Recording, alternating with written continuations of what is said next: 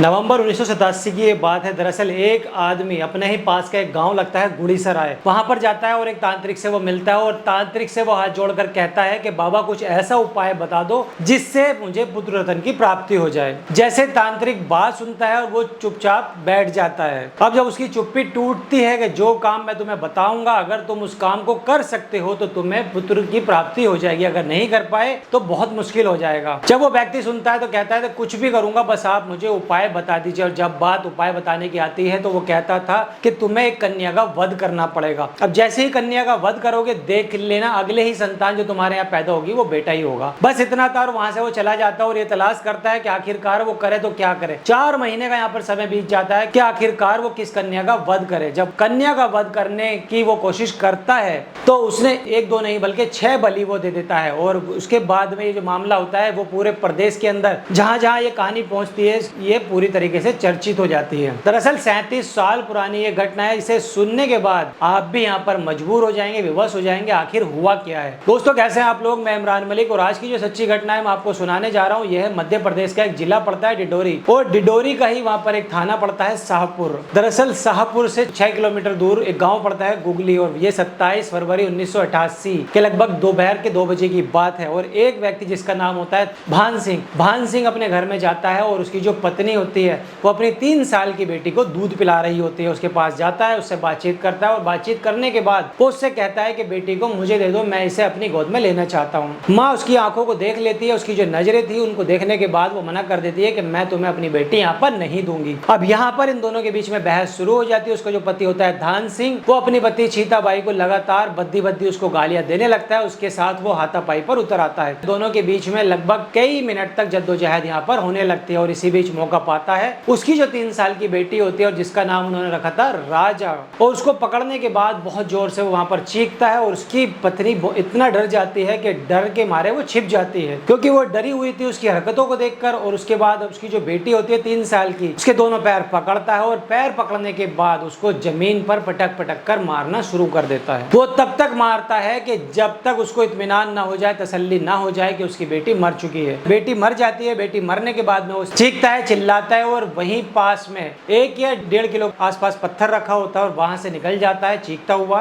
बस्ती की तरफ। और जैसे ही वो निकल के जा रहा था और जाते जाते उसे रास्ते में ही एक महिला दिखाई दे जाती है जिसका नाम होता है गैलोबाई, और वो प्रातो की वो पत्नी थी। और उसके सिर पे कुछ भूसा रखा होता है, एक गुठली थी जो अपने बगल में वो दबाई होती है। भूसे की वो गठली को छीनता है, जैसे ही भूसे की गठली गिर जाती है गैलोबाई समझ नहीं पाती आखिरकार ये क्या हुआ है, और जिसे कहते हैं हल्ला आ गया है। उसकी सर पे से गठली गिर जाती है और बगल में उसके जो बर्तन लगे हुए थे वो भी गिर जाते हैं, और वो समझ नहीं पाती है। और जो ये भान सिंह था, भान सिंह ने उस महिला की जो गठली होती है उसको, और वो इधर उधर खींचता है, और इधर खींचने के बाद उसके पास जो पत्थर था 1 से 1.5 किलो के आसपास का, उससे वो लगातार नॉन स्टॉप उस औरत के सिर पे वो मारता रहता है। और तब तक मारता है जब तक गैलोबाई की जो मौत है वो नहीं हो जाती। उसके बाद वो और ज्यादा चिल्लाता है और ज्यादा उतावला हो जाता है। उसके बाद वो आगे बढ़ता है, क्योंकि दोपहर का वो समय था और ज्यादातर जो लोग होते हैं वो अपने खेतों पर होते हैं या फिर खेतों की तरफ से वो आ रहे होते हैं। कुछ इसी तरीके से ये बात किसी को पता नहीं चल पा रही थी कि आखिरकार मामला क्या है, और यहाँ से इसको ये तसल्ली नहीं हो पाती है और ये आगे बढ़ जाता है। अब जैसे ये आगे बढ़ता है और 35 साल की एक महिला लाल सिंह वो जा रही थी, उसको कुछ भी फिक्र नहीं थी, उसको कुछ भी यहाँ पर पता नहीं थी। वो गर्भवती होती है महिला, और उसके बाद उसके साथ वो जो करता है वो और भी ज्यादा वो भयानक करता है। उसके बाद उसकी ऐसे ही चोटी पकड़ता है, उसके चेहरे पर उसके पेट पर लगातार वो पत्थर मारता चला जाता है। लगभग 9 इंच लंबा और लगभग 6 इंच चौड़ा उसके सिर पर घाव हो जाता है, और उसका जो पेट होता है वो 8 बाई 8 इंच का वो पूरी तरीके से ऐसे बीच में से फट जाता है। और जो उसके पेट में शिशु पल रहा होता है वो भी मौके पर ही दम तोड़ देता है। और जो ये तीसरी महिला होती है ये भी मौके पर ही दम तोड़ देती है वहां पर। लेकिन जो भान सिंह होता है, ये जो वो कर रहा था, जो उसकी हीनियत थी, वो जो उसको जो काम करने का जो जुनून था, जो उसका गुस्सा था बेटे के लिए, वो शांत यहाँ पर नहीं हो रहा था। और उसके बाद उसके जो कदम होते हैं वो और आगे बढ़ जाते हैं बस्ती की तरफ। वो लगातार आगे बढ़ता हुआ जा रहा था, और जैसे ही वो आगे बढ़ता है तो रास्ते में उसे विष्णु अपनी भैंस को लेकर वहां पर आता हुआ दिखाई देता है। जब वो उसको देखता है कि उसकी जो भैंस होती है, भैंस को वो पकड़ता है और उसके सिर पे भी वैसे ही वो पत्थर मारने लगता है जैसे कि उसने अभी तक जो 3 की जो उसने हत्या की है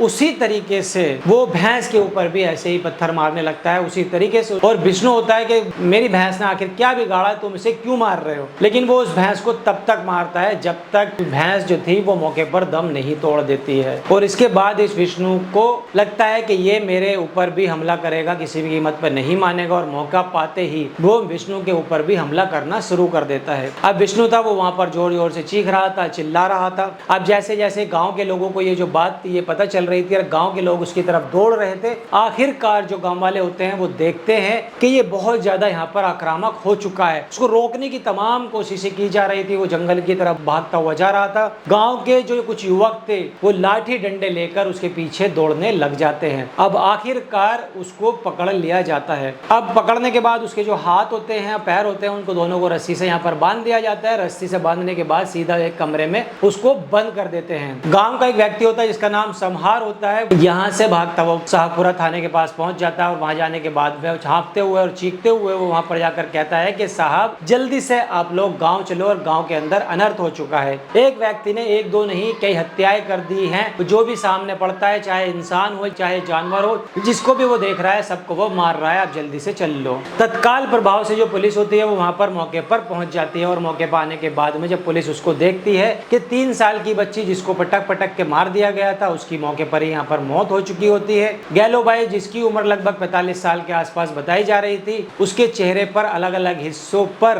पत्थर से वार किया गया था, उसके भी मौके पर मौत हो जाती है। उसके बाद आती है सखिया जिसकी उम्र लगभग 35 साल के आसपास बताई जा रही थी, उसकी भी मौके पर मौत हो जाती है। और उसके पेट में जो पल रहा था बच्चा, उसकी भी मौके पर मौत हो जाती है और उसका पेट भी फटा हुआ था। लेकिन जो विष्णु था, विष्णु की भैंस वहां पर मर चुकी थी, लेकिन विष्णु पूरी तरीके से तड़प रहा था और उसको शायद वहां पर इलाज की जरूरत थी। ये उस दौर की बात है, लगभग 37 साल पुरानी, और उस वक्त ना इतने हॉस्पिटल थे, ना ही इतनी सुख सुविधाएं थी, ना ही इतने कोई रास्ते थे, ना ही इतने कोई साधन थे, लेकिन फिर भी उसको हॉस्पिटल लेके जाया जाता है। इलाज उसका शुरू हो जाता है विष्णु का, और वो 24 घंटे भी यहाँ पर नहीं हुए थे कि विष्णु की भी मौत हो जाती है 24 घंटे के भीतर। गांव के अलग अलग 4 लोगों ने इस मामले में एफआईआर दर्ज करा दी जाती है। जो भान सिंह होता है इसके खिलाफ, इसकी पत्नी भी एफआईआर कराने के लिए जाती है, और जो बाकी जो लोग होते हैं गांव के और विष्णु के परिवार वाले, सखिया के परिवार वाले, गैलो के परिवार वाले, आखिरकार सभी लोग एफआईआर दर्ज करा देते हैं। मुकदमा दर्ज हो जाता है और पुलिस उस मामले की जांच पड़ताल करती है। और जांच पड़ताल करने के बाद यहाँ पर जो बात निकलकर सामने आती है वो बात वाकई चौंकाने वाली थी। दरअसल छातीबाई होती है भान सिंह की पत्नी, उसको जो पहला बच्चा था वो बेटी होती है, दूसरी भी बेटी होती है, तीसरी भी बेटी होती है, चौथी भी बेटी होती है। लगातार 6-7 बेटियां उसको पैदा हो जाती हैं और वो चाहता था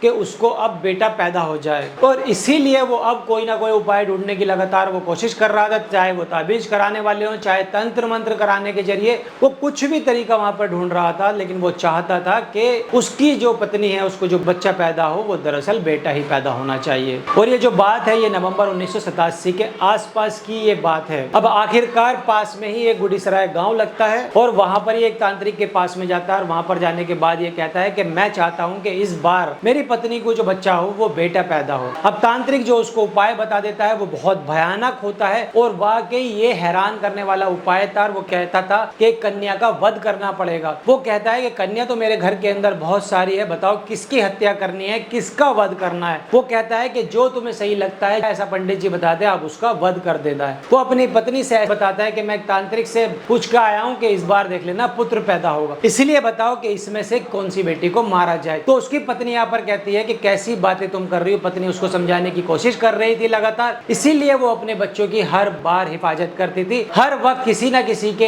इर्द गिर्द वो रहती थी कि कहीं ऐसा ना हो कि किसी बच्चे को ये मार दे। लेकिन उसकी जो सबसे ज्यादा जो कोशिश थी वो सबसे ज्यादा छोटी बेटी, आखिरकार जिसका नाम राजो था, उसी के ऊपर उसकी निगाह थी, और इसीलिए वो मौका पाता है और अपनी बेटी की सबसे पहले वो हत्या कर देता है। अब पुलिस थी वो इस मामले की जांच पड़ताल करने के बाद इसकी चार्जशीट दाखिल कर देती है और ये जो मामला होता है ये निचली अदालत के अंदर पहुंच जाता है। अब जब निचली अदालत में इस मामले की सुनवाई होती है तो जज की तरफ से ये सजा सुनाई जाती है कि इस व्यक्ति को तब तक फांसी के फंदे पर लटका कर रखा जाए तब तक के इसके जो प्राण है वो निकल ना जाए। अब आखिरकार जो मामला है वो हाई कोर्ट में पहुंचता है और 1 साल यहाँ पर बीत जाता है। आखिरकार साल 1989 आता है और ये अगस्त के महीने के आसपास की बात है और जज साहब की तरफ से फैसला आ जाता है, क्योंकि दोनों ही पक्षों के जो वकील थे वो अपनी अपनी तरफ से जिरह कर रहे थे। इसमें जो पुख्ता और ठोस सबूत यहाँ पर मिलते हैं वो उसकी पत्नी की तरफ से मिल रहे थे, क्योंकि जो उसकी पत्नी थी वो जो गवाही दे रही थी वो वाकई अपने आप में मिसाल कायम करने वाली थी। पत्नी लास्ट तक अपने पति के खिलाफ जाने से नहीं हटी, चाहे मामला निचली अदालत तक जाए, चाहे मामला अपर अदालत तक हो, वो लगातार अपनी बेटी के इंसाफ के लिए डटी रहती है। हालांकि उसको पागल घोषित करने की भी तमाम कोशिशें की जाती हैं। उसको कहा जाता है कि वो मानसिक रूप से बीमार था,